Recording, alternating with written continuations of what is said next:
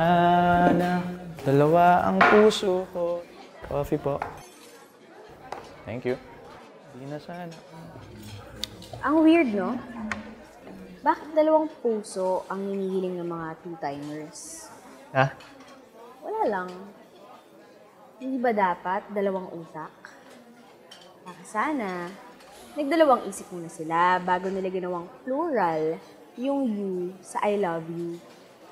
At para sana, nakapagdalawang isip muna sila bago nila ginawang literal na two yung two sa I love you too. Ayan naman. Sabi mo okay na tayo? Hindi ko nga sinasadya eh. Alin doon yung hindi mo sinasadya? Yung pagsabayin kami? O yung magpahuli ka? Alam mo, hindi ako nagsisisi. Buti na nahuli mo ako.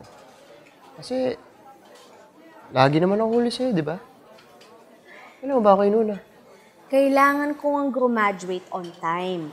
Kailangan kong mag-work agad. Oh, ayan na, di ba? Graduate ka na.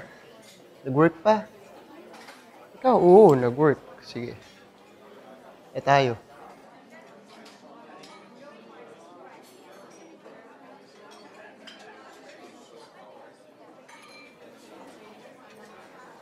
First love never dies down, no? Pero bakit ganito tayo ngayon? Patay. Yung dating patay na patay sa isa't isa. Ngayon, walang kabuhay-buhay. Alam mo, minsan nalilito ako eh. First love ba kita? O forced love?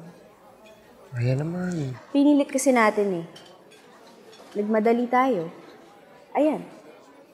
Nahirapan tuloy.